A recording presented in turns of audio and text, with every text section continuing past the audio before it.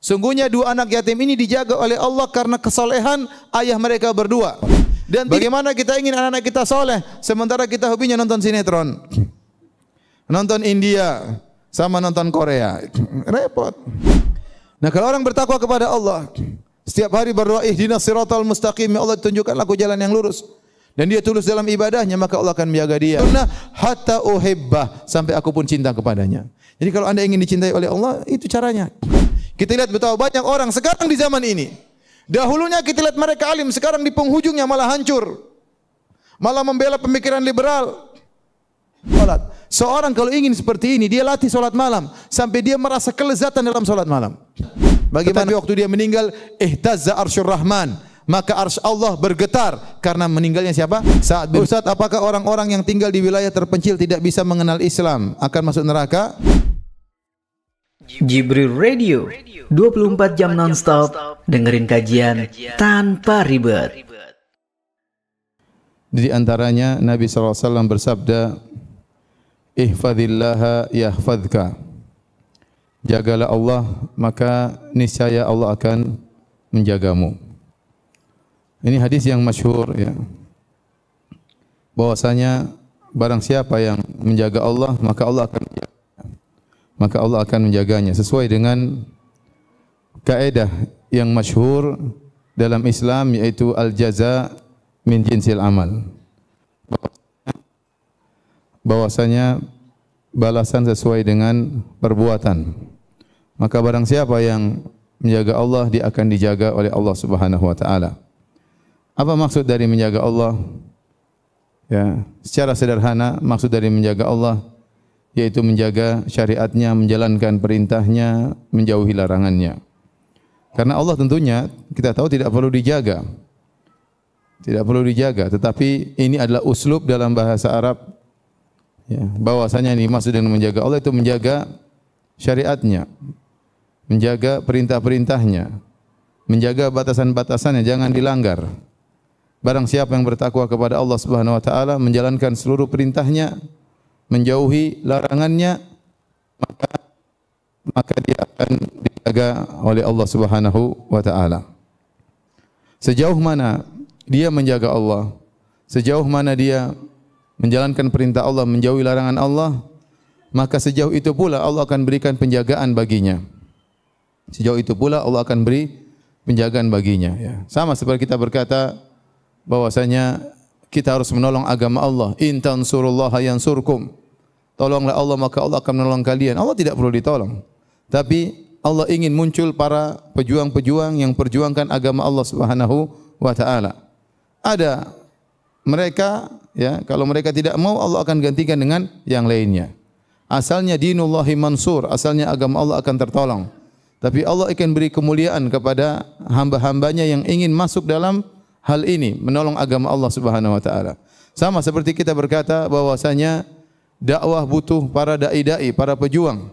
Kalau seorang sudah dikecimpungkan dalam bidang dakwah, itu adalah kemuliaan baginya. Kalau dia tidak mau berkecimpung dalam dakwah, Allah akan carikan yang lain yang akan berkecimpung dalam bidang dakwah. Ya, jangan sampai dia merasa bahwasanya dia punya jasa terhadap Allah Subhanahu wa taala. Allah tidak butuh mereka, tapi Allah ingin muliakan mereka sehingga mereka bisa masuk dalam bidang dakwah untuk menjalankan dakwah kepada Allah Subhanahu wa taala. Sama agama Allah pasti tertolong. Tapi Allah ingin ada hamba-hambanya yang mulia, yang menegakkan hal tersebut, yang memperjuangkan agama Allah Subhanahu wa taala. Demikian pula Allah tidak perlu dijaga, tetapi Allah ingin ada orang-orang mulia yang menjalankan perintah-perintah Allah dan menjauhi larangan-larangan Allah Subhanahu wa taala. Karena, ya, kata Allah Subhanahu wa taala, ya, wa may yashkur fa inna ma yashkuru li nafsihi. Barang siapa yang bersyukur, maka dia bersyukur pada dirinya sendiri. Dalam hadis kata Allah Subhanahu wa taala, ya ibadi law anna awwalakum wa akhirakum wa insakum wa jinnakum kanu ala atqa qalbi rajulin wahidin minkum ma zada fil mulki syai'a. Wahai hamba-hambaku, kalau seluruh kalian dari awal sampai akhir, manusia maupun jin, semuanya memiliki hati yang sangat mulia seperti orang yang paling termulia. Taruhlah semua manusia hatinya seperti Nabi Muhammad sallallahu alaihi wasallam, tidak akan menambah kekuasaan Allah sedikit pun. Kalau kalian bersyukur untuk diri kalian sendiri. Wa man kafara fa innallaha ghaniyyun hamid. Barang siapa yang kafir maka Allah Maha Kaya, Allah Maha terpuji. Meskipun seluruh manusia kafir, Allah tetap terpuji. Allah berkata, "Ya ibadi, law ana awwalakum wa insa law kana awwalakum wa akhirakum wa insakum wa jinnakum kanu ala afjari qalbi rajulin wahidin minkum ma naqasa min mulki syai'a." Wahai hamba-hambaku, kalau kalian seluruhnya dari awal sampai akhir, jin dan manusia seluruhnya berada di atas hati orang yang paling fajir, yang paling kafir, maka tidak akan mengurangi kekuasaanku sama sekali. Artinya apa? Kalau seluruh manusia hatinya seperti Firaun, kalau seluruh manusia hatinya seperti iblis, tidak akan mengurangi kekuasaan Allah Subhanahu wa taala. Maka seorang beribadah kepada Allah untuk dirinya sendiri dan seorang kafir kepada Allah Subhanahu wa taala tidak akan mengurangi kekuasaan Allah. Kata Allah Subhanahu wa taala, "Wa may yashkur fa inna ma yashkuru li nafsihi." Barang siapa yang bersyukur, beribadah, maka dia bersyukur kepada dirinya sendiri. Wa man kafara, barang siapa yang kafir, fa innallaha ghaniyyun karim. Allah Maha Kaya. Allah, barang siapa yang kafir, Allah tetap Maha Kaya, Allah tetap Maha Mulia. Jadi ini harus kita pasangkan dalam diri kita bahwasanya tatkala kita menjaga syariat Allah, itu sebenarnya menjaga diri kita sendiri. Sebenarnya menjaga diri kita sendiri. Sejauh mana kita punya perhatian menjaga syariat Allah, perjuangkan syariat Allah Subhanahu wa taala, menjalankan perintah Allah, menjauhi larangan Allah, sungguhnya sejauh itu pula Allah akan berikan penjagaan kepada diri kita. Sebenarnya kita melakukan untuk diri kita sendiri. Karenanya Nabi SAW buat satu kaidah, ihfadillaha yahfadka. Barang siapa yang menjaga Allah, Allah akan menjaganya. Adapun bagaimana cara menjaga Allah nanti akan kita jelaskan di akhir pengajian. Namun pada kesempatan kali ini saya akan menyampaikan suatu kisah, ya, bagaimana Allah menjaga hamba-hambanya karena mereka menjaga Allah. Bahkan yang dijaga bukan cuma sang hamba, bahkan keturunannya juga dijaga oleh Allah Subhanahu wa taala. Kisah tentang pernikahan antara Ummu Sulaim, ibunya Anas bin Malik, dengan Abu Talhah radhiyallahu taala anhu, ya. Ummu Sulaim ini adalah seorang wanita salehah yang telah dijamin masuk surga oleh Nabi sallallahu alaihi wasallam.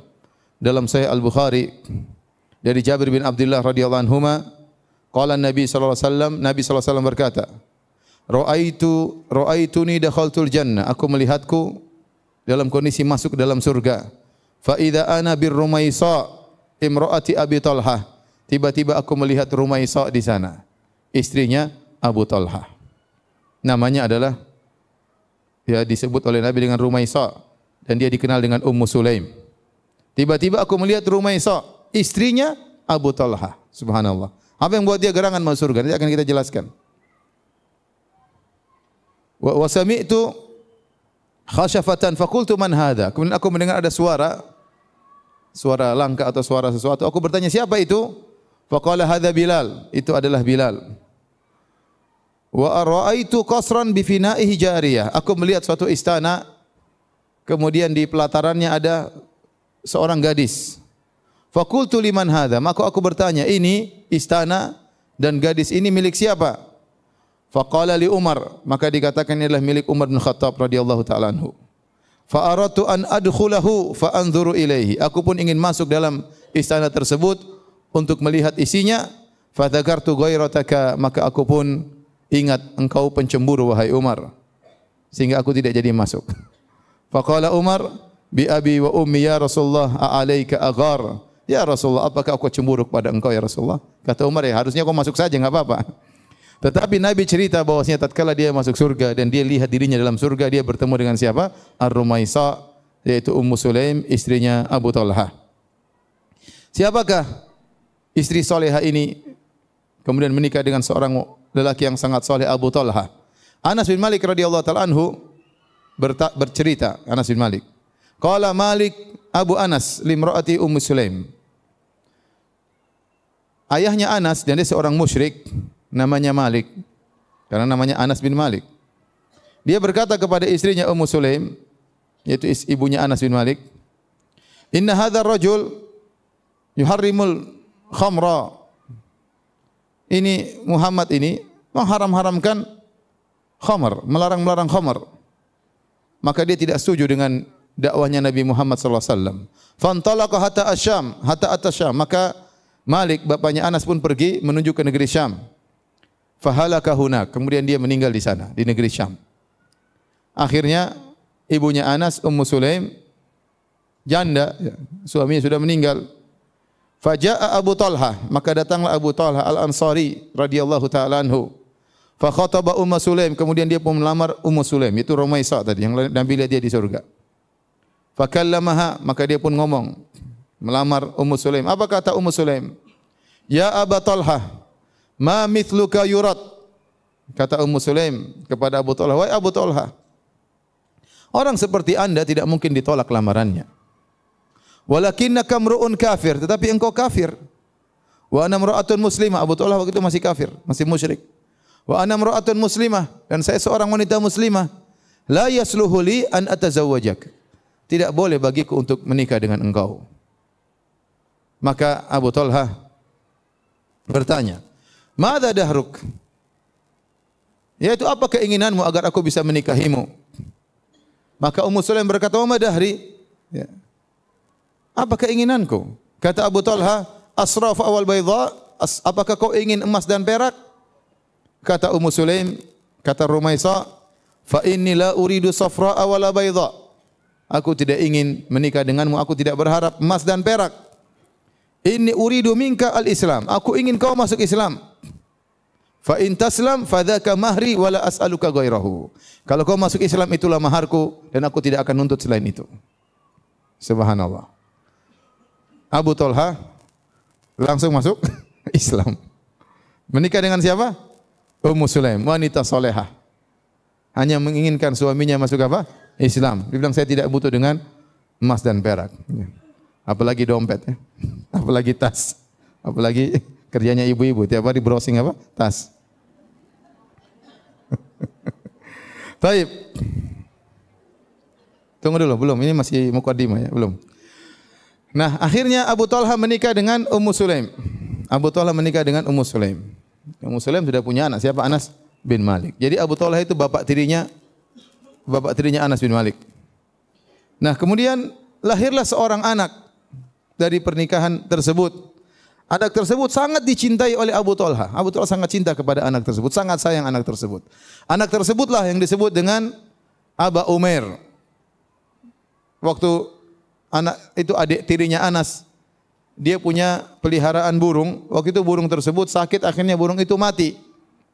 Maka Nabi SAW kebetulan main di rumahnya Anas bin Malik. Lalu Nabi ketemu dengan si kecil Abu Umair tersebut, masih kecil. Maka Nabi mencandainya, Nabi berkata, "Ya Aba Umair ma fa'ala Nugair." Padahal dia masih kecil, mungkin berapa tahun ya? Mungkin 4 tahun, mungkin 3 tahun, berapa tahun. Nabi mencandai, Nabi berkata, "Wahai Abu Umair, apa yang terjadi dengan burung yang kau pelihara?" Nabi ingin ngobrol dengan dia. Ya. Inilah anaknya dari Abu Talha yang menikah dengan Ummu Sulaim. Anas bin Malik bercerita dalam hadis yang diriwayatkan Imam Ahmad dalam musnadnya. Kata Anas bin Malik, "Ishtaka ibnun li Abi Talha." Anaknya Abu Talha sakit, yaitu tadi Abu Umair. Fa kharaja Abu Talha ilal masjid fatufiyal gulam. Maka dia pun pergi ke masjid, ternyata anak tersebut meninggal dunia. Padahal anak ini sangat dicintai oleh Abu Talha. Sering dia tanya, waktu anaknya sakit, tanya sama istrinya, bagaimana kondisinya? Kalau datang lagi, bagaimana kondisinya? Karena sayang kepada anaknya.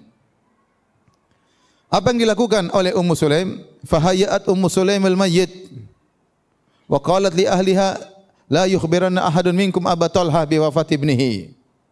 Maka dia siapkan putranya tersebut meninggal dunia. Lihat Ummu Sulaim ini putranya sendiri.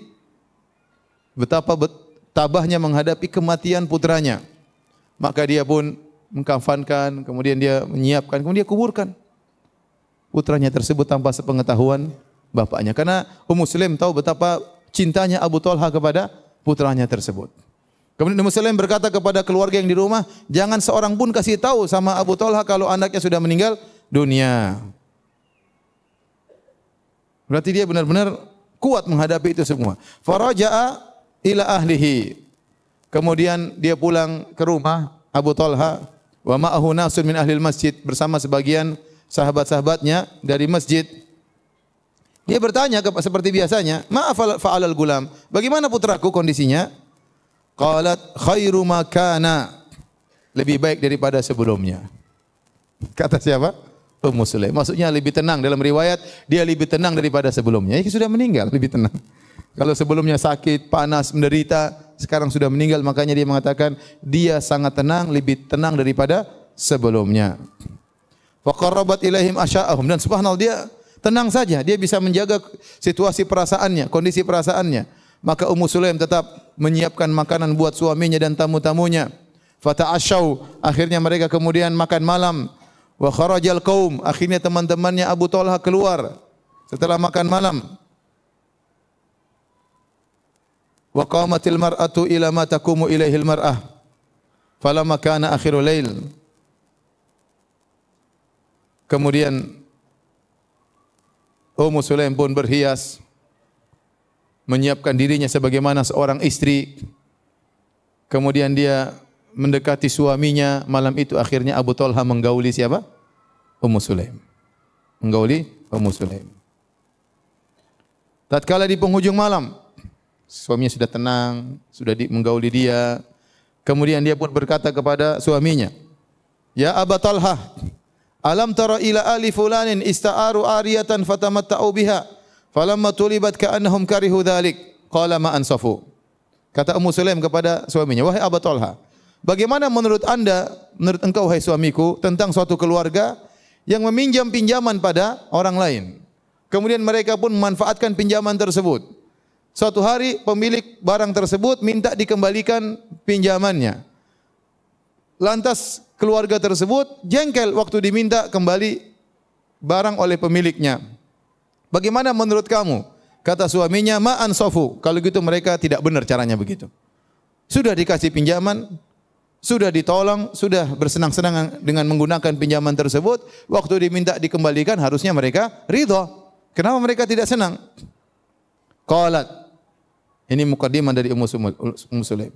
Maka Ummu Sulaim berkata, "Fa inna ibnaka kana ariyatan minallahi tabaraka wa ta'ala." Sungguhnya putramu adalah titipan dari Allah Subhanahu wa ta'ala. Wa inna Allaha qabadahu. Sungguhnya Allah telah mencabut nyawanya, mengambil kembali titipannya. Fartaja'a fastarja'a wa hamidallah. Abu Talha begitu sedih, apa yang dia ucapkan? Inna lillahi wa inna ilaihi raji'un. Alhamdulillahi ala kulli hal. Tengah malam ini, setelah berhubungan, baru dia sampaikan. Maksudnya apa? Dia ingin suaminya tenang, senang dulu, baru disampaikan kabar ini. Subhanallah. Jadi ini dua suami istri yang luar biasa. Ya, istrinya juga tidak kalah luar biasa. Bayangkan putranya meninggal dan dia bisa tabah dan tidak kelihatan itu semua. Dan dia bisa mengajak suaminya untuk bergaul. Dan suaminya tatkala diberitahu pun dalam kondisi tenang dengan berkata, "Inna lillahi wa inna ilaihi raji'un. Alhamdulillah ala kulli hal." Kita adalah milik Allah dan semuanya akan kembali kepada Allah dan segala puji bagi Allah dalam segala kondisi. Falam asbaha goda ala Rasulillah sallallahu alaihi wasallam.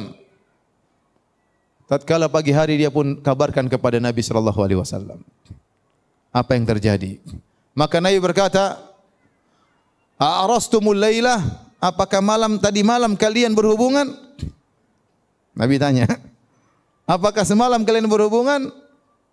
Kata Abu Talha, "Iya ya Rasulullah." Maka Rasulullah SAW berdoa, "Barakallahu lakuma fi lailatikuma." Semoga Allah berkahi malam tadi kalian berhubungan. Dan benar, akhirnya Ummu Sulaim hamil gara-gara hubungan tersebut. Fahamilat bi Abdullah, lahir dia hamil seorang anak, dan Ummu Sulaim ya dalam kondisi hamil beberapa kali ikut serta safar bersama Nabi. Nabi tahu bahwasanya Ummu Sulaim dalam kondisi hamil ya. Ya, kalau kamu melahirkan kabarkan kepadaku ya. Kemudian akhirnya Ummu Sulaim melahirkan di malam hari. Fawaladat hulailan. Dia pun melahirkan putranya di malam hari. Wa karihat an tuhannikahu hatta yuhannikahu Rasulullah sallallahu alaihi wasallam. Maka dia tidak ingin mentahnik. Kebiasaan orang Arab kalau anak baru lahir, maka dia pun mengunyah korma terus dimasukkan ke dalam mulut sang bayi. Tetapi Ummu Sulaim ingin mencari keberkahan dari Rasulullah sallallahu alaihi wasallam. Maka dia tidak mau memasukkan korma dalam mulut anaknya. Anaknya nangis disabar-sabarin. Dia bilang, "Wa karihtu an tuhannikahu hatta yuhannikahu Rasulullah." Aku tidak ingin kasih makan dia tahnik korma sampai Nabi yang pertama kali mentahliknya. Akhirnya tatkala besok pagi, fahamalathu ghudwatan wa ma'iya tamaratul ajwah. Aku pun segera bawa putraku tersebut, ya, ini putra yang ya, buah dari kesabaran suami istri yang didoakan oleh Nabi sallallahu alaihi wasallam. Maka aku pun bawa kepada Nabi sallallahu alaihi wasallam, yaitu dengan beberapa butir korma ajwa. Waktu itu Nabi sallallahu alaihi wasallam sedang sibuk, sedang memberi tanda kepada onta-ontanya, ya. Faqultu ya Rasulullah. Maka kata Anas bin Malik, ya, Anas berkata, Anas yang bawa adiknya, Anas berkata, "Ya Rasulullah, inna Ummu Sulaim waladatil Lailah, fakarihat an tuhannikahu hatta yuhannika Rasulullah sallallahu alaihi wasallam." Maka jadi yang bawa putra Abdullah adalah Anas bin Malik, ya, bawa adik tirinya. Maka kata Anas bin Malik, "Wahai Rasulullah, Ummu Sulaim ibuku tadi malam melahirkan dan dia tidak mau mentahnik putranya sampai Anda yang mentahnik terlebih dahulu." Kata Rasulullah SAW, ama akasyai, ada sesuatu yang kau bawa? Aku berkata, tamratu ajwa, aku bawa buah korma ajwa. Maka fa akhadha ba'dahunna famadhaghahunna, Nabi mengambil sebagian korma tersebut, lalu Nabi mengunyah-ngunyahnya.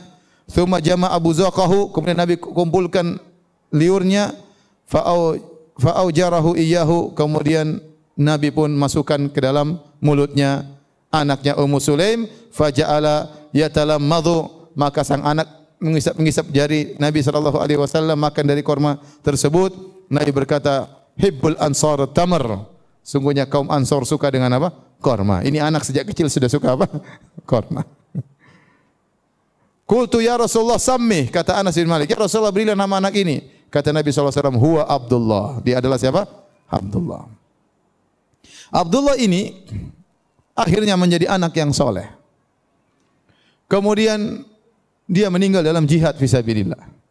Dan dia punya anak 10, anak laki-laki, semuanya ahli baca Quran. Semuanya ahli baca Quran.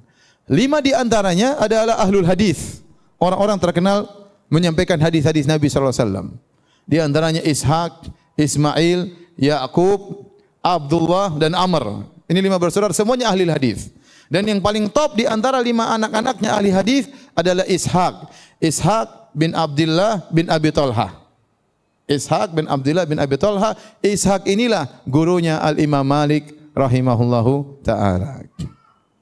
Bayangkan Allah Subhanahu wa taala menjaga, ya, Abu Talha, menjaga putranya, bahkan menjaga apa? Cucunya. Inilah di antara makna ihfazillah yahfazka. Kalau engkau menjaga Allah, Allah akan menjagamu, bukan cuma menjagamu, bahkan menjaga keturunanmu. Menjaga keturunanmu. Kita sekarang hidup di zaman yang banyak fitnah.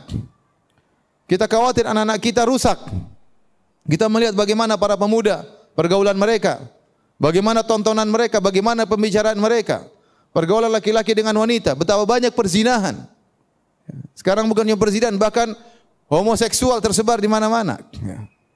Kalau kita tidak menjaga anak kita, kalau Allah tidak menjaga anak kita, susah kita untuk menjaga mereka. Oleh karenanya kita butuh bantuan, ya.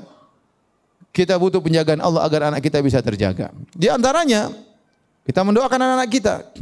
Di antaranya kita sendiri berusaha untuk jadi orang tua yang soleh, agar anak-anak kita dijaga oleh Allah Subhanahu wa taala.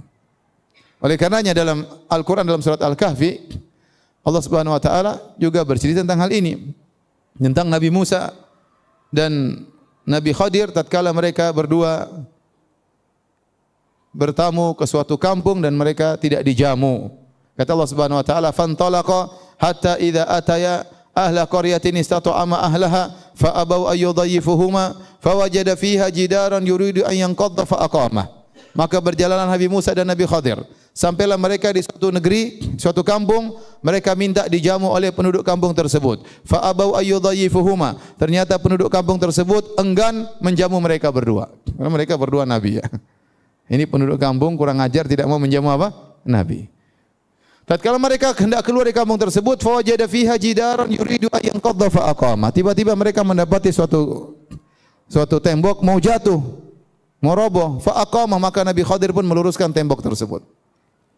Musa bertanya, "Kenapa Anda meluruskan tembok tersebut?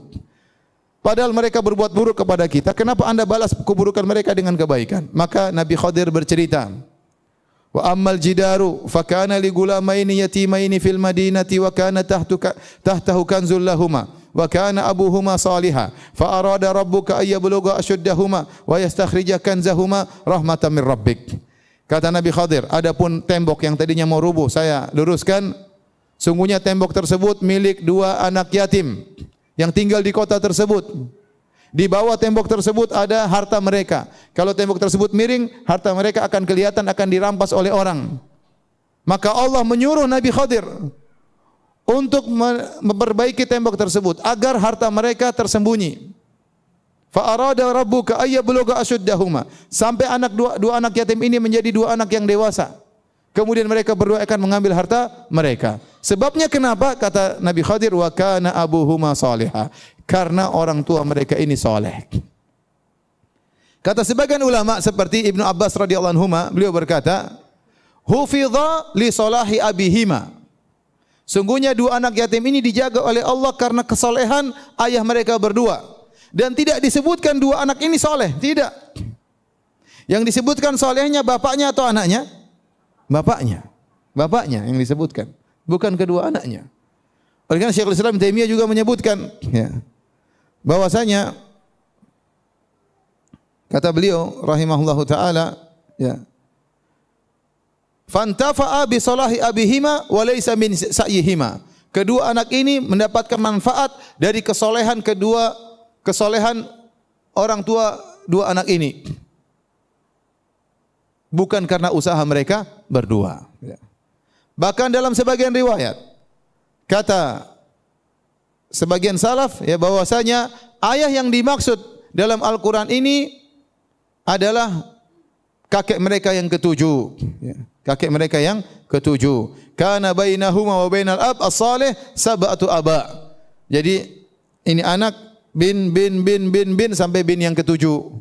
Dijaga 7 turunan oleh siapa? Allah Subhanahu wa taala. Ini luar biasa berarti bapaknya.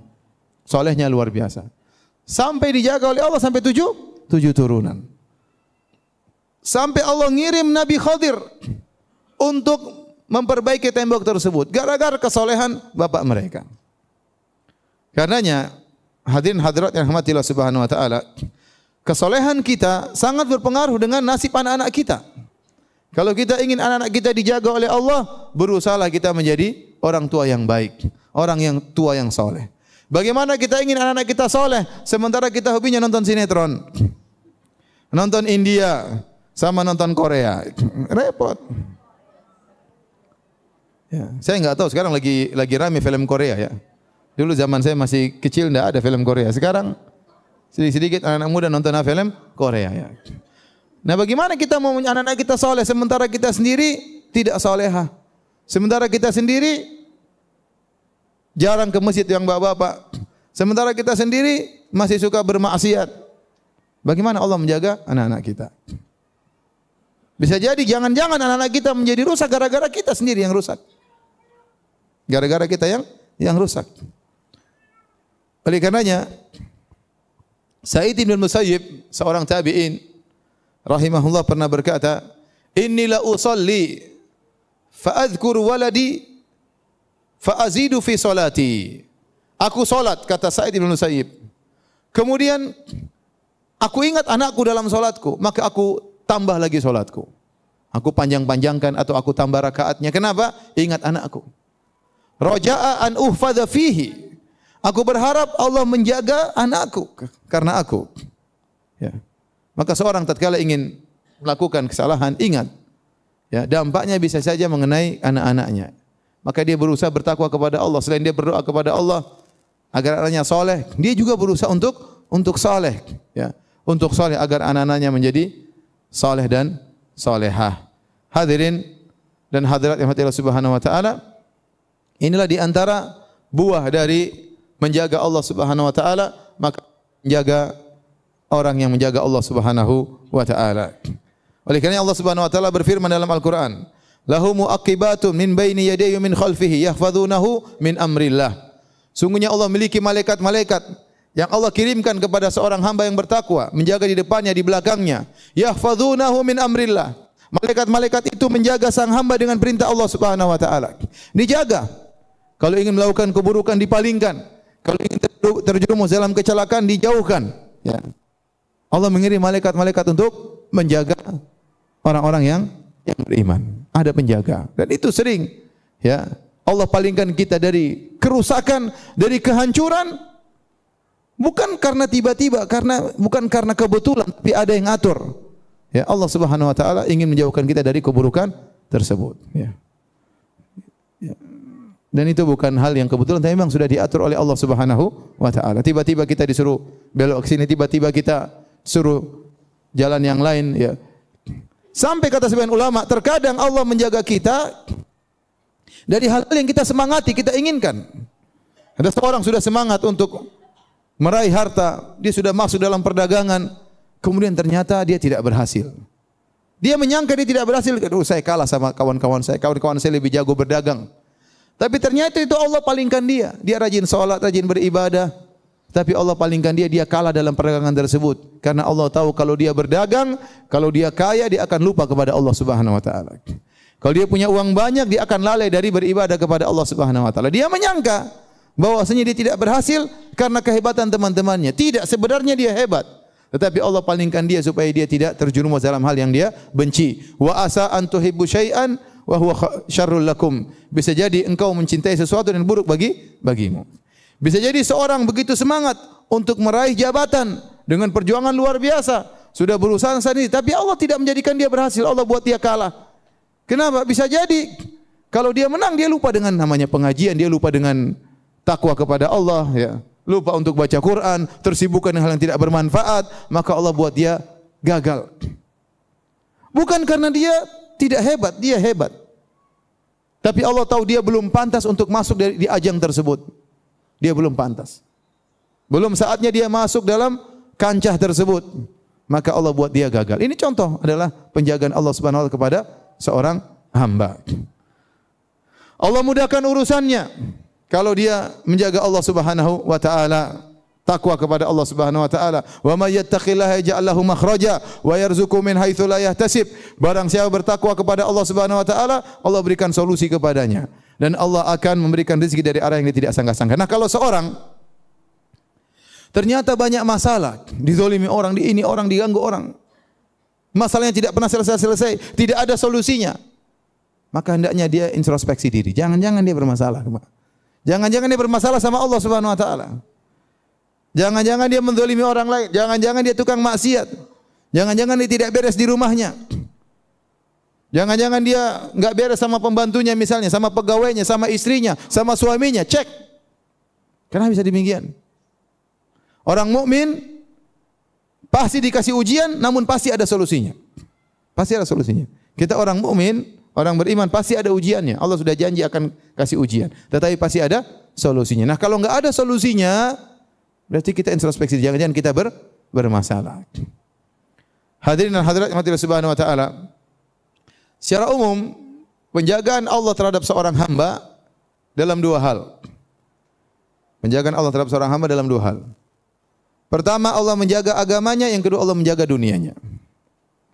Allah menjaga agamanya, yaitu Allah menjauhkan dia dari hal-hal yang menyimpang, hal-hal yang menyesatkan.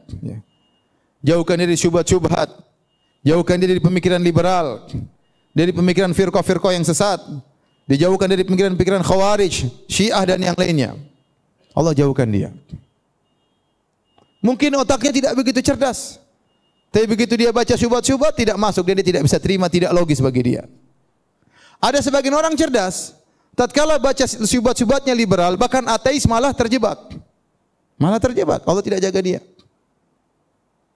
Sementara ada orang yang mungkin tidak begitu cerdas, tapi dengan logikanya yang sederhana, dia bisa bantai itu semua. Sementara ada orang yang pintar, namun karena Allah tidak jaga dia, begitu dia membaca syubhat-syubhat, langsung terbawa dalam pemikiran tersebut. Jadi dia punya pemikiran-pemikiran yang menyimpang. Apalagi di zaman sekarang ini, pemikiran yang menyimpang tersebar di mana-mana. Orang kalau masuk dunia maya, dia akan mengetahui segala model pemikiran. Nah, kalau Allah tidak jaga dia, anak kita misalnya tidak dijaga, maka dia pingin tahu. Pingin tahu, dia baca, akhirnya terjebak.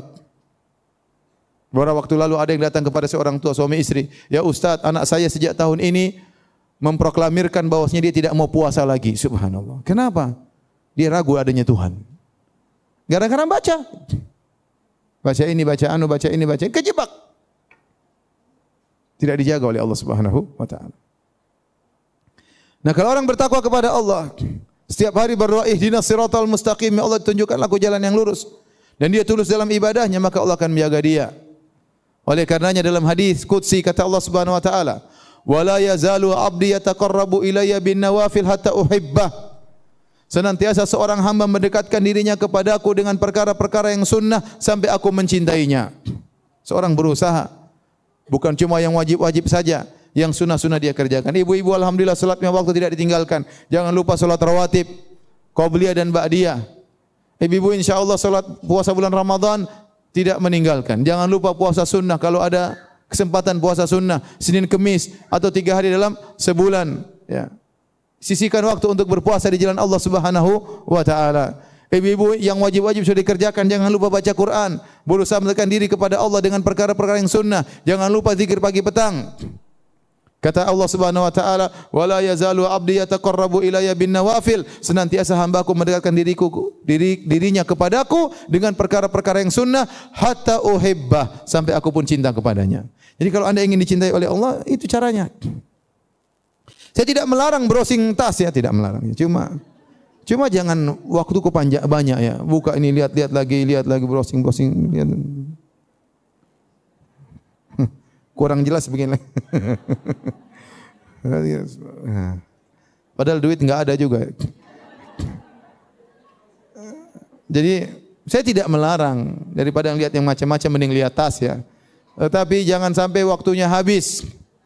Jangan terlalu banyak grup sehingga banyak ketawa ketiwi yang kurang bermanfaat. Ketawa ketiwi itu bagus, tapi dia seperti garam, kalau kebanyakan enggak enak. Benar. Ketawa ketiwi baik, canda itu baik. Kebanyakan jadi enggak enak, jadi hambar akhirnya. Kita kalau sama kawan ketawa terus jadi enggak enak. Sekali ketawa indah.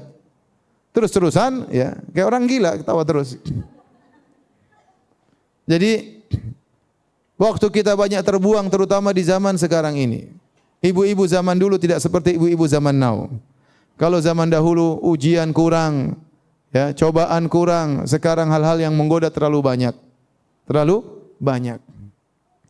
Oleh karenanya, bagaimana kita ingin dicintai oleh Allah sementara kita malas untuk menjalankan ibadah kepada Allah. Allah tadi berkata, "Wala yazalu 'abdi yataqarrabu ilayya bin nawafil hatta uhibbah." Senantiasa hambaku mendekatkan dirinya kepadaku dengan perkara-perkara yang sunnah sampai aku mencintainya. Kemudian kata Allah, "Fa idza ahbabtuhu." Kalau aku sudah mencintainya, kuntu sam'ahu alladhi yasma'u bihi wa basarahu alladhi yubsiru bihi. Aku akan jadi pendengarannya, aku akan menjadi penglihatannya, aku akan menjadi tangannya, aku akan menjadi kakinya, kata Allah Subhanahu wa taala. Apa maksudnya? Yaitu aku akan bimbing dia. Aku akan bimbing pendengarannya, tidak dibiarkan mendengarkan hal yang haram. Tahu-tahu dia enggak suka dengar gibah, enggak tahu-tahu kenapa, tahu-tahu dia enggak suka. Dulunya dia suka nonton acara gibah. Dulunya dia selalu ada acara gibah paling depan di televisi. Sekarang tiba-tiba dia enggak suka dengan itu semua. Kenapa? Allah rubah hatinya. Allah rubah hatinya. Kalau ada orang datang kepada dia bicara gibah, kata dia enggak. Saya enggak suka. Bicara yang lain aja, saya enggak suka seperti ini. Tiba-tiba dia enggak suka. Kenapa? Allah jaga pendengarannya. Allah jaga penglihatan, lihat hal yang haram dia berpaling, dia enggak suka. Dia enggak suka lihat yang haram. Allah buat dia tidak suka melihat itu semuanya. Tadinya suka jalan-jalan ke sana sini ngabisin duit. Kerjaannya ke mall terus. Tahu-tahu saya enggak suka ke mall.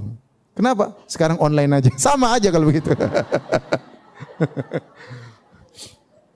Tapi maksudnya dia hal-hal yang tidak bermanfaat sudah malas. Jadinya suka jalan-jalan ngabisin waktu, ngabisin duit. Sekarang mulai berhenti. Kenapa? Allah rubah hatinya. Kenapa? Sementara ini dia selalu dekatkan dirinya kepada Allah. Allah kalau sudah cinta kepada seorang hamba, Allah akan jaga dia. Allah akan jaga dia. Jaga penglihatannya, jaga pendengarannya, jaga lisannya, jaga langkahnya. Dijaga oleh Allah Subhanahu wa taala. Ini di antara bentuk penjagaan Allah. Kalau seorang menjaga Allah, ihfazillah yahfazka, jagalah Allah maka Allah akan menjagamu. Di antaranya adalah Allah akan bimbing dia dalam masalah agama. Jadilah dia kalau umrah semangat, kalau salat jadi semangat, kalau salat jadi khusyuk, ikut pengajian semangat, baca Quran semangat. Ya, kenapa? Allah jaga dia. Dan ini yang sangat penjagaan yang sangat kita perlukan. Kita lihat betapa banyak orang sekarang di zaman ini. Dahulunya kita lihat mereka alim, sekarang di penghujungnya malah hancur. Malah membela pemikiran liberal. Allah tidak jaga dia. Kalau Anda ingin meninggal dalam kondisi husnul khatimah dengan pemikiran yang benar, tidak menyimpang, tidak tersesat, maka berusaha jaga Allah Subhanahu wa taala. Sehingga tatkala meninggal dalam kondisi di atas akidah yang benar. Benar ini saya berkata, ibu rahmati Allah subhanahu. Saya lihat beberapa orang yang dahulunya baik, yang dahulunya membela sunnah Nabi SAW, di akhir berubah. Semoga dikembalikan Allah. Tapi kalau tidak, meninggal dalam kondisi menyimpang. Itu semua karena masa lalunya. Tidak mungkin Allah berikan seperti itu di ujungnya. Tapi ada masa lalunya yang bermasalah. Ada masa lalunya yang bermasalah. Wali'adzubillah. Maka seorang menjaga Allah agar dia dijaga agamanya. Ini yang pertama. Ternyata kalau orang menjaga Allah bukan cuma dijaga agamanya saja, dijaga juga dunianya. Dan ternyata bukan cuma dia saja yang dijaga, keluarganya dijaga, istrinya dijaga, anak-anaknya dijaga, oleh hartanya dijaga oleh Allah Subhanahu wa taala. Jika dia menjaga Allah Subhanahu wa taala. Saya pernah sampaikan kisah, ada seorang ya punya anak banyak ya. Dia tidak begitu perhatian sama anaknya karena kesibukannya, tetapi anak-anaknya jadi soleh semua. Anak-anaknya soleh semua. Waktu ditanya, ya fulan bisa anak banyak soleh semua. Kata dia, saya yakin waktu saya mau berhubungan sama istri saya baca doa. Doa mau berapa? Berhubungan. Ya. Dan dalam hadis disebutkan bahwa saya mengucapkan doa itu maka dia tidak akan diberi kemudaratan oleh syaitan. Maka saya yakin dengan doa tersebut dan saya yakin Allah akan menjaga anak-anakku. Ada ketakwaan, bahkan tatkala tidak berhubungan dia bertakwa kepada Allah Subhanahu wa taala. Ya kadang kita heran ya. Ya kita punya, apalagi kalau kawan-kawan di Arab Saudi sana, atau anak 24 orang, anak 15 orang, ada kawan saya 55 bersaudara, Masya Allah. Itu gimana mau jaga 55 orang anak? Namanya saja lupa. Bingung ya. Ada kawan cerita dia punya tetangga anaknya 13, laki-laki semua, belum perempuannya, 13. Kalau sholat jamaah 13 semua di saf, Masya Allah. Ada satu yang lari-lari dia pegang, kamu anaknya ibumu yang mana? Dia bingung sendiri. Karena istrinya banyak, dia bingung. Kamu ini anak dari ibu yang mana? Saking banyak anaknya dia lupa. Tapi semuanya ke masjid. Tapi semuanya yang mana? Ke masjid. Siapa yang bisa jaga mereka? Allah Subhanahu wa taala. Kalau kita enggak mampu jaga mereka, gimana mau jaga anak kita dia di sekolah ketemu dengan kawan-kawan kita enggak tahu ketemu kawan siapa? Bagaimana kita menjaga anak kita di rumah bersendirian kemudian buka internet apa yang dilihat kita enggak tahu? Kalau bukan Allah yang jaga, kita enggak bakalan bisa menjaga. Allah, kalau kita menjaga Allah, maka Allah akan jaga kita. Kita pun dijaga. Anak kita dijaga, istri kita dijaga. Kalau kita bermasalah, ibu kalau suaminya biar dijaga, tidak direbut oleh pelakor. Pelakor itu perebut laki orang ya. Jaga diri, bertakwa kepada Allah, berdoa kepada Allah, ya Allah jagalah suamiku ya Allah. Jauhkan dia dari wanita-wanita yang pelakor ya misalnya. Berdoa kepada Allah. Jadi kita dijaga bukan cuma diri kita, bahkan keluarga kita dijaga oleh Allah Subhanahu wa taala. Dunia kita dijaga oleh Allah Subhanahu wa taala. Di Saudi saya sering ketemu orang-orang umurnya saya panjang-panjang, 90, 80, masih segar-segar, 80 lebih, masih kuat, masih sehat. Ya. Sebagian ulama mengatakan barang siapa tatkala di masa mudanya dia menjaga dirinya, menjaga pandangannya, menjaga pendengarannya, maka dia tidak di akhir hayat pun dia masih bisa melihat dengan baik, masih bisa mendengar dengan baik, diberi kesehatan oleh Allah Subhanahu wa taala. Kenapa? Karena dia jaga di masa mudanya. badan-badannya, anggota tubuhnya dia jaga karena Allah Subhanahu wa taala, maka Allah menjaganya tatkala di masa tua. Jadi bukan cuma agama yang dijaga, dunia pun dijaga. Kalau orang pedagang bertakwa kepada Allah Subhanahu wa taala, yang membayar zakat, insyaallah hartanya dijaga oleh Allah Subhanahu wa taala. Saya pernah dengar ceramah di radio Arab Saudi. Waktu itu sempat terjadi bencana sehingga banyak onta-onta yang mati, banyak kambing-kambing yang mati. Pemerintah membuka bantuan. Orang-orang yang onta-ontanya mati datang lapor kepada pemerintah. Sehingga diberi apa? Ganti. Seorang bercerita, waktu ada orang datang dilapor sekian ontanya mati tiba-tiba. Maka dia lapor ke hakim, laporan tersebut dipanggil. Hakim tersebut bertanya kepada dia, "Jangan-jangan kau enggak bayar zakat?" Maka terdiamlah orang tersebut. Terdiamlah orang apa? Tersebut. Kalau dia bayarkan, dia bilang, "Saya bayar Pak Hakim." Tapi dia diam. Dia tidak bisa jawab. Bisa jadi harta orang kemudian harta seorang terkena musibah. Kenapa dia tidak bertakwa kepada Allah? Zakat dia tidak pernah bayar. Atau kemudian dikasih sakit oleh Allah sehingga hartanya habis semuanya untuk sakitnya tersebut. Oleh karenanya seorang bertakwa kepada Allah agar dijaga dunianya juga, bukan cuma akhiratnya, bukan cuma agama yang dijaga, dunia pun dijaga oleh Allah Subhanahu wa taala. Nah, sekarang kita sampai pada pembahasan terakhir, bagaimana menjaga Allah Subhanahu wa taala. Hadirin dan hadirat yang dirahmati oleh Allah Subhanahu wa taala, sungguhnya orang yang menjaga Allah Subhanahu wa taala dipuji oleh Allah dalam banyak ayat dalam Al-Qur'an. Allah sebutkan di antaranya mereka adalah para penghuni surga. Dalam surat Qaf Allah sebutkan tentang para penghuni surga orang bertakwa. Kata Allah Subhanahu wa taala, "Wa uzlifatil jannatu ina ghairu ba'id. Hadza ma tu'aduna likulli awwabin hafiz. Man khasyiyar rahmana bil ghaibi wa jaa'a biqalbin munib. Udkhuluha bisalamin dzalika yaumul khulud. Lahum ma yasha'una fiha wa ladaina mazid." Kata Allah Subhanahu wa taala, pada hari kiamat kelak, uzlifatil jannatu lil muttaqin. Surga didekatkan kepada orang-orang yang bertakwa. Mereka dimuliakan, surganya digiring oleh Allah kepada mereka sehingga mereka melihat keindahan semakin dekat kepada mereka. Untuk masuk. Dikatakan kepada mereka, hadza ma tu'adun. Inilah yang dijanjikan kepada orang-orang yang bertakwa. Siapa orang bertakwa tersebut? Likulli awwabin hafiz. Orang yang senantiasa awwab, senantiasa kembali kepada Allah, selalu ingat kepada Allah, dalam kondisi senang ingat kepada Allah, dalam kondisi susah ingat kepada Allah, tatkala bermaksiat segera kembali kepada Allah, namanya awwab.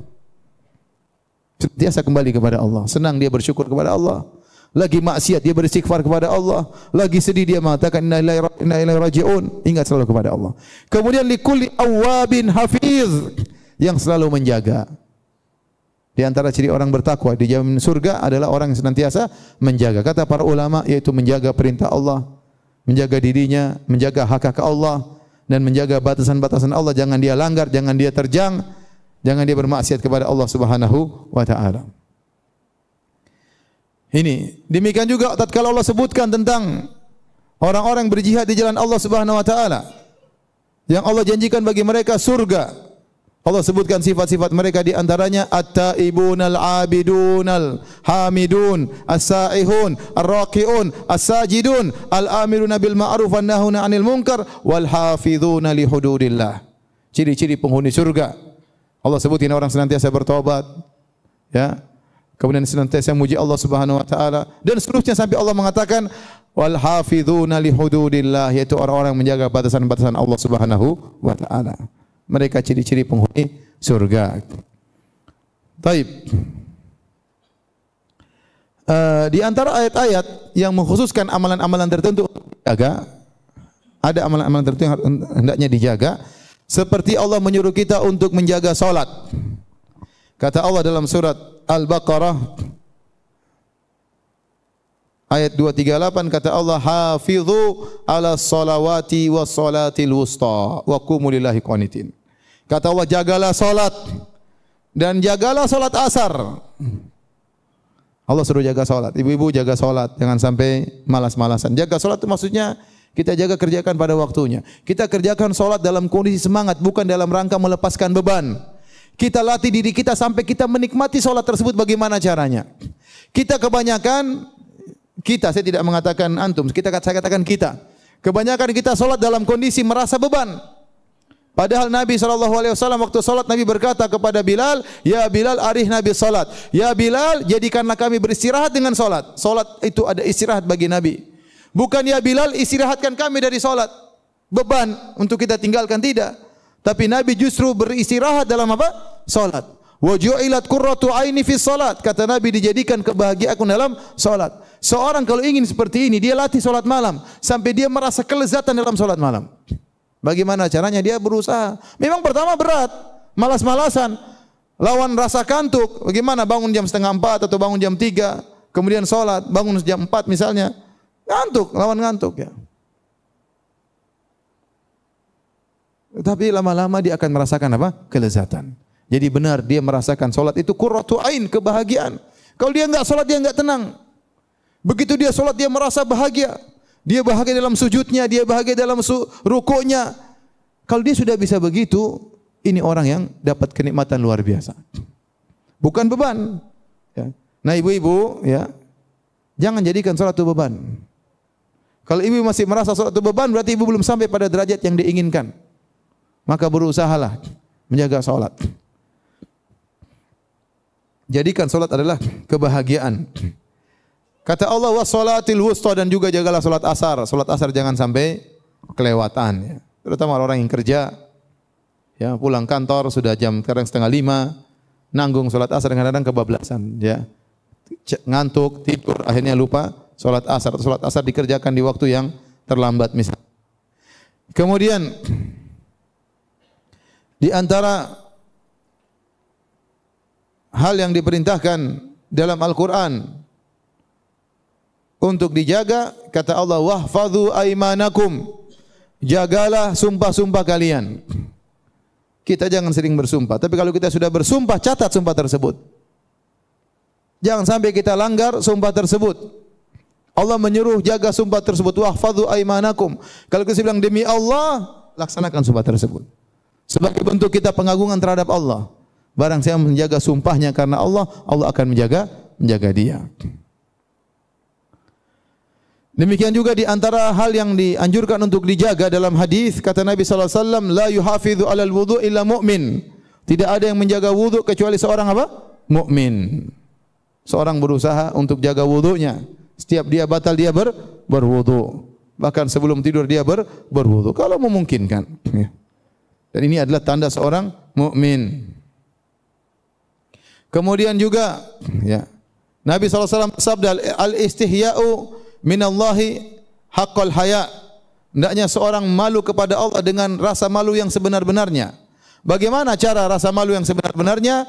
Kata Nabi sallallahu alaihi wasallam, antahfadzar ra'sa wa ma wa'a. Engkau menjaga kepalamu dengan apa yang ada di bawahnya. Itu jaga pendengaran, jaga penglihatan. Kalau kita ingin dijaga Allah, jangan jelalatan. Jangan lihat hal-hal yang tidak dibenarkan.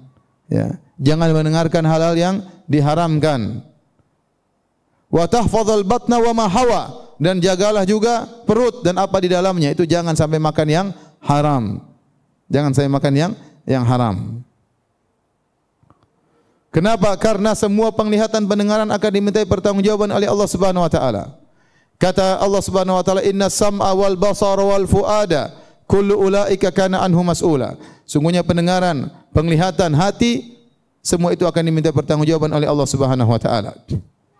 Kemudian di antaranya yang paling penting juga Nabi mengkhususkan, jaga lisan.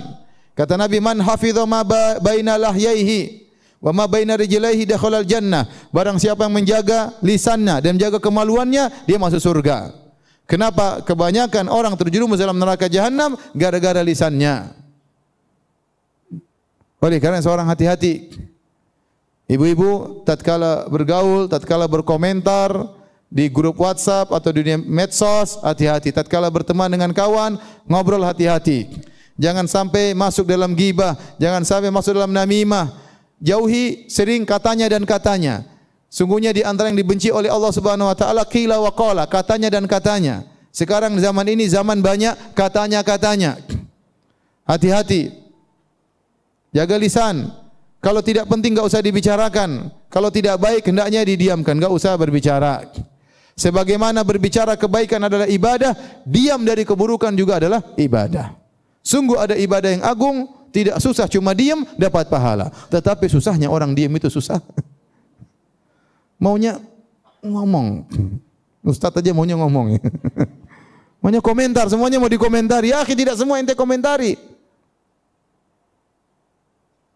Ingat, sebagaimana berbicara kebaikan adalah ibadah, diam dari keburukan juga adalah ibadah. Diam dari hal yang meragukan, mendiam. Orang ini ibu lagi ngobrol, lagi ngumpul, kemudian ngobrol-ngobrol ketawa ke TV. Kita lihat itu enggak benar, diam. Jangan komentar. Jangan komentar. Di grup lagi bertengkar, menurut anti komentar enggak ada manfaatnya, enggak usah komentar, diam, tahan diri. Itu ibadah. Ibadah. Lau kana al-kalamu min al-fiddah lakana sukutu min adh-dhahab. Kalau berbicara adalah perak, maka diam adalah emas. Apalagi ibu-ibu ya. Karena yang suka ngomong itu biasanya apa? Ibu-ibu. Suka komentar itu apa? Ibu-ibu. Yang sering ember mulutnya itu apa? Ibu-ibu. Ini saya bicara kenyataan ya.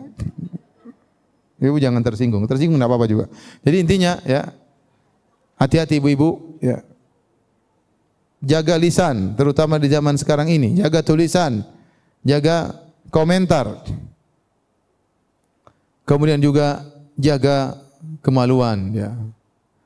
Ikhwan maupun akhwat jaga kemaluan. Jangan selingkuh, jangan punya hubungan dengan lelaki lain bagi ibu dan jangan bagi laki-laki dengan perempuan lain yang tidak halal baginya. Ini sekarang zaman fitnah, betapa mudah kita berkomunikasi dengan lawan jenis yang tidak halal bagi kita. Ya, ketawa ketiwi dengan orang lain, tertawa-tertawa dengan suami orang, tertawa-tertawa dengan istri orang lain, tidak diperbolehkan. Sebagian lelaki kalau sudah telepon sama perempuan lain, setengah jam juga betah telepon. Kalau bicara sama istrinya enggak betah. Cepat mah, ada apa sih mah, cepat dong mah, cepat bapak papi lagi sibuk. Begitu ngobrol sama istri orang setengah jam betah. Ada apa gerangan? Pasti ada kelezatan di situ. Ada syahwat yang tersalurkan. Makanya betah lama ngobrol. Kalau chattingan sama perempuan lain semangat. Kalau chattingan sama istri orang kurang semangat. Sebagian ibu juga demikian, ibu yang kurang ajar ya. Kalau sudah kontak sama suami orang seperti itu, sama suami sendiri tidak bersemangat. Kurang menghormati, kurang menghargai. Sama suami orang benar-benar menghargai. Ini berarti tidak menjaga kemaluannya dan hal-hal yang bisa menjerumuskan kepada itu semua. Baik, jadi intinya ibu yang dirahmati Allah Subhanahu wa taala. Yang dimaksud menjaga Allah adalah menjaga perintah-perintahnya. Wa hafidha huquqahu, menjaga hak-hak Allah. Di antaranya hak Allah adalah kita mentauhidkan Allah, jangan berbuat syirik sama sekali. Kemudian wa hafidha hududahu, menjaga batasan-batasannya, jangan kita langgar. Jangan kita melakukan hal yang diharamkan oleh Allah Subhanahu wa taala. Barang siapa yang menjaga ini semua, maka dia akan dijaga oleh Allah Subhanahu wa taala. Sejauh mana dia semakin kuat menjaga hal tersebut, dia akan semakin dijaga oleh Allah Subhanahu wa taala. Dan betapa butuhnya kita di zaman sekarang untuk saling mengingatkan.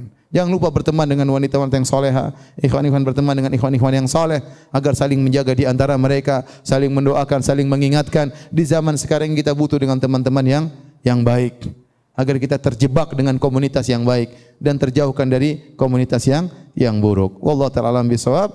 Kalau ada yang bertanya saya persilahkan.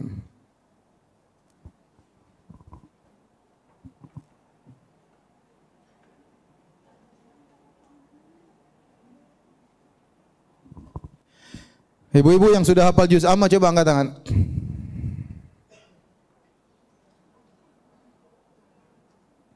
Ada yang hafal juz amma?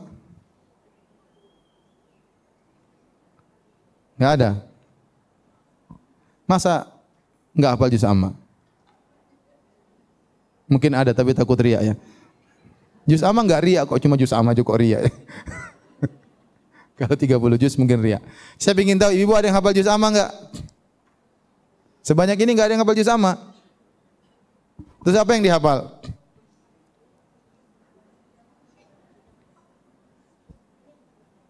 Saya nasihatkan kepada ibu-ibu isi waktu. Di antara isi waktu yang benar buat kita bermanfaat adalah menghafal Al-Quran. Bikin kelompok grup-grup hafal Quran. Tidak ada kata terlambat. Ya. Umur 50, umur 60 masih bisa hafal juz amma. Ya. Kalau hafal Qul huwallahu ahad, Qul a'udzu birabbin nas, insyaallah semuanya sudah hafal.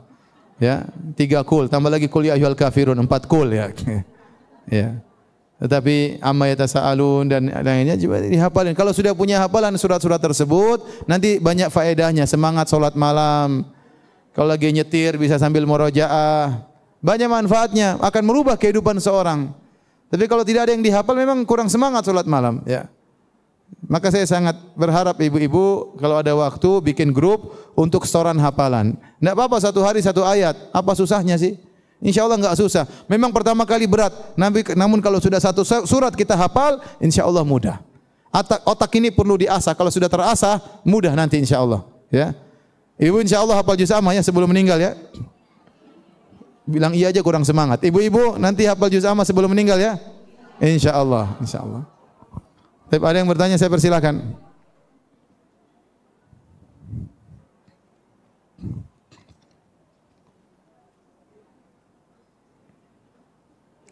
Bagaimana kita menjaga keluarga supaya kita selalu dijaga oleh Allah Subhanahu wa taala dalam kehidupan sehari-hari? Sebenarnya kan yang kita hanya bisa lakukan yang bisa kita lakukan. Fattaqullaha mastata'tum, bertakwalah semampu kita. Maka memang harus ada waktu kita ingatkan anak-anak, kita bangunkan waktu mereka untuk salat subuh, kita tanyain sudah murojaah belum, ya. Tetapi anak-anak butuh melihat qudwah, contoh yang nyata. Kalau kita sendiri enggak pernah baca Quran, kita suruh anak baca Quran, anak-anak heran, ini ibu enak aja nyuruh-nyuruh anak-anak, sementara ibu sendiri enggak pernah baca Quran. Ibu tiap hari main HP terus kita disuruh hafal Quran. Ya. Anak-anak pasti bisa menilai, ya. Tapi ada orang membuat ilustrasi, ada seorang ibu heran sama ibu yang lain. Ibu yang lain anaknya selalu baca Quran, sementara anaknya selalu main HP. Maka dia tanya, kok bisa anak ibu selalu baca Quran? Kata ibu tersebut, tergantung ibunya, apa yang dilihat oleh anaknya. Artinya kamu sering main HP, makanya anakmu juga main apa? Main HP kerjanya. Jadi kita berusaha ada sisihkan waktu untuk pertama perbaiki diri kita sendiri. Kita butuh perbaikan. Kita ini hidup tidak lama di dunia ini, ibu-ibu. Jadi harus ada jadwal yang kita rutinkan, meskipun sedikit tapi kita rutin. Kata Nabi SAW, wa ahabul a'mali ilallah adwamuha wa inqal. Amalan yang paling dicintai oleh Allah adalah yang paling berkesinambungan meskipun cuma sedikit. Jadi maksud saya kita bikin kegiatan zikir pagi petang jangan tinggal. Ada sekarang ada di HP juga ada, di Halo Ustaz juga ada, di banyak program-program ada program bacaan zikir pagi petang. Kita baca pagi jangan lupa, petang jangan lupa. Ya. Kemudian jangan lupa ada program baca Quran. Setiap hari harus ada yang dibaca, enggak boleh enggak ada yang dibaca. Meskipun 2 lembar, meskipun 3 lembar harus ada yang dibaca. Kita kasih tanda, tiap naik tambah lagi sampai kita khatam. Sampai kita khatam. Saya punya kawan ya, ini saya cerita. Saya punya kawan, bukan saya, kawan saya. Dia punya mobil Avanza kalau enggak salah. Terus ada kawan saya yang baik bilang sama dia, Ustadz kayaknya perlu mobil baru lebih besar karena mungkin banyak anak dan apa gitu. Ya. Banyak anak ya, bukan banyak istri, jangan salah paham. Ya. Banyak anak. Kemudian ini ada kebetulan mobil ada Fortuner buat Ustadz aja. Mau dikasih sama kawan saya itu, kawan yang kaya. Maka kata kawan saya Ustadz tersebut, kata dia, jangan Pak, ini mobil Avanza, saya sudah khatam Al-Quran 100 lebih di sini. 100 lebih saya sudah khatam Quran di mobil ini sambil saya naik mobil. Saya ingin dia jadi saksi bagi saya pada hari kiamat. Dia ingin jadi saksi pada hari kiamat. Bayangkan. Waktunya berkah ya. Sampai 100 kali khatam di mana? Di mobil. Ibu di rumah sudah berapa kali khatam Quran di rumah? Berapa khatam episode sinetron di rumah? Semuanya akan dicatat dan akan minta pertanggungjawaban. Ini pengaruh masa depan kita di akhirat. Maka seorang sisihkan waktu untuk baca Quran, sisihkan waktu untuk negur anak-anak, sisihkan waktu untuk ngajak suami pengajian, bangunkan suami salat subuh, ya, cium keningnya, Mas. Saya senang kalau punya suami salat subuh di masjid, ya. Begitu dia pulang kita servis dia, kita bangga suami kita salat di masjid, seperti itu.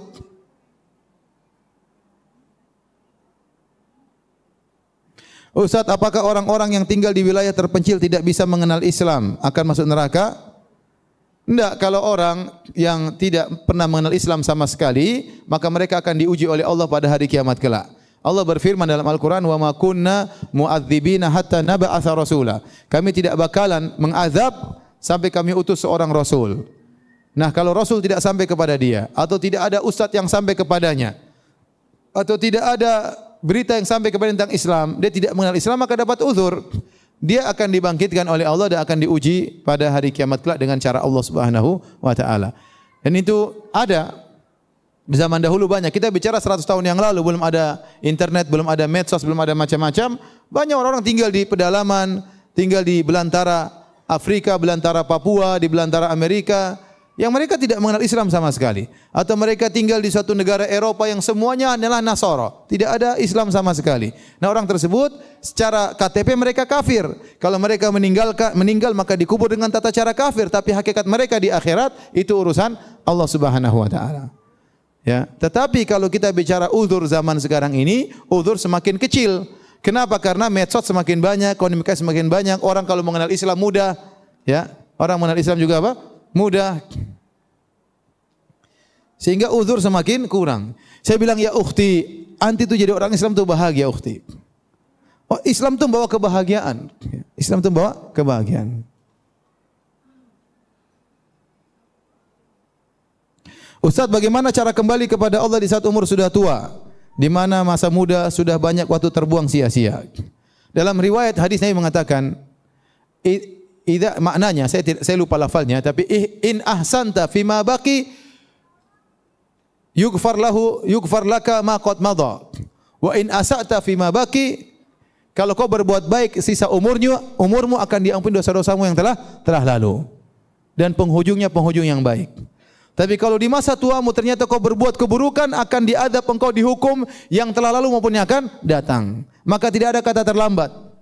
Seorang bertobat di umur berapapun, selama dia bertobat kepada Allah, sisa umurnya dia berusaha sebaik-baiknya. Yang Allah lihat kualitas.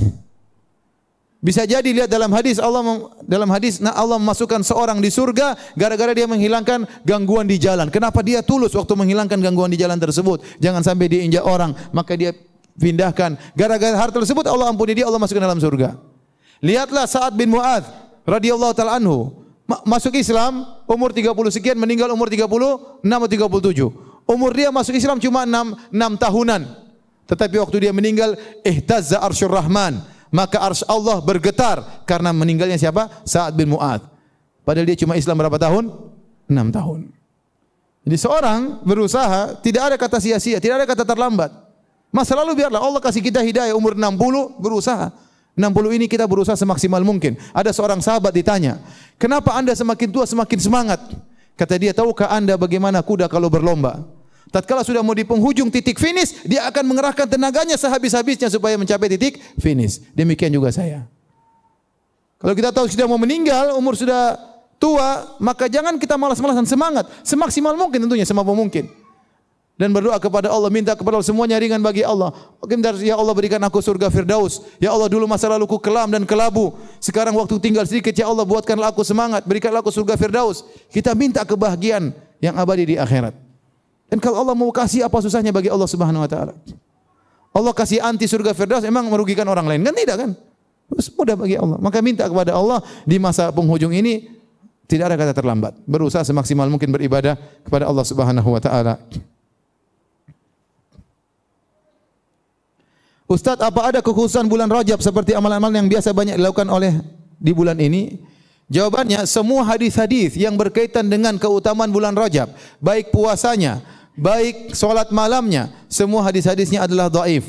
Dan ini telah dijelaskan dan ditegaskan oleh Al-Imam Al-Hafidz Ibnu Hajar rahimahullahu taala dalam kitabnya Tabyinul Ajab bima warada fi syahri Rajab, tentang hadis-hadis yang berkaitan dengan bulan Rajab, dan hadis-hadisnya semuanya dhaif. Saya bacakan perkataan Al-Imam Ibnu Hajar dari mazhab Syafi'i. Beliau berkata, "Lam yarid fi fadli syahri Rajab wala fi siyamihi wala fi siyami syai'in minhu muayyanin wala fi qiyami lailatin makhsusatin fihi haditsun sahihun yaslulu lil hujjah." Tidak datang hadis yang sahih pun yang bisa dijadikan hujjah dalam bulan Rajab tentang keutamaan bulan Rajab, tentang keutamaan puasa di bulan Rajab, tentang salat malam di bulan Rajab, tentang puasa tertentu, tentang salat tertentu, semua hadisnya apa? Dhaif. Kemudian beliau berkata, waqad sabaqani ilal jazm bidzalik al-Imam Abu Ismail al-Harawi al-Hafidh. Dan setelah mendahuluiku, bukan aku yang mengatakan ini pertama. Sebelumku sudah ada yang berkata demikian, yaitu al-Imam Abu Ismail al-Harawi al-Hafidh. Dia juga mengatakan semua hadis yang berkaitan tentang bulan Rajab semuanya apa? Dhaif. Tetapi Ustaz, apa kita dianjurkan untuk puasa? Ini apa? Silakan puasa, terutama bulan Rajab, bulan Muharram. Ya. Kata Nabi SAW, afdalus siyami ba'da Ramadan syahrullahil Muharram. Sebaik-baik puasa setelah puasa di bulan Ramadan adalah puasa di bulan Muharram. Nah, bulan Muharram ini ada yang mengatakan maksudnya memang bulan Muharram, ada yang mengatakan Asyhurul Hurum, yaitu bulan-bulan haram. Dan bulan-bulan haram adalah Rajab, Dzulqa'dah, Dzulhijjah, Muharram. 4 bulan ini dianjurkan untuk apa? Berpuasa. Di antaranya bulan Rajab. Tetapi tidak ada barang siapa yang puasa di 5 hari pertama, 10 hari pertama, 2 hari pertama, pahalanya semuanya dhaif. Semuanya apa? Dhaif. Barang siapa yang salat di malam Jumat pertama disebut salat raghaib, ini juga hadisnya dhaif. Oleh karenanya Al-Imam Nawawi rahimahullah taala mengatakan salat di malam Jumat pertama setelah salat maghrib atau setelah salat maghrib, antara maghrib dan isya di malam Jumat pertama di bulan Rajab, yang orang bilang dengan salat raghaib adalah bid'atun munkarah. Kata Al-Imam Nawawi, adalah bid'ah yang mungkar. Kenapa? Hadisnya enggak ada. Kita tidak boleh bikin syariat salat-salat sendiri. Tidak boleh. Ada orang pernah tanya sama saya, Ustaz, apa hukum salat birrul walidain? Saya bilang, apa salat birrul walidain? Enggak ada. Yang ada salat duha ada, salat malam ada, salat taubat ada, tapi salat birrul walidain enggak ada. Kalau berbakti kepada orang tua jangan bikin namanya salat birrul walidain. Nanti lama-lama ada yang bikin salat poligami. Jadi tidak ada, kita enggak boleh bikin ibadah-ibadah yang baru, ritual-ritual ibadah baru enggak boleh. Tidak ada puasa khusus bulan Rajab, enggak ada. Semua hadisnya dhaif. Yang bilang hadisnya dhaif siapa? Al-Hafidz Ibnu Hajar, ulama besar di mazhab Syafi'i, penulis kitab Fathul Bari, syarah Sahih Al-Bukhari. Jadi ini pendapat yang benar. Nih, pingin puasa silakan, tapi tidak ada puasa tertentu. Ya, wallahu alam bisawab. Sampai di sini saja kajian kita, ya. Semoga bermanfaat, semoga ibu-ibu menjadi istri-istri yang solehah, dikumpulkan dengan keluarga di surga kelak, ya, dan bapak-bapak juga, ya. Subhanakallah bihamdik, asyhadu alla ilaha anta astaghfiruka wa atubu ilaik. Assalamualaikum warahmatullahi wabarakatuh. Jibril Radio, 24 jam nonstop, dengerin kajian tanpa ribet.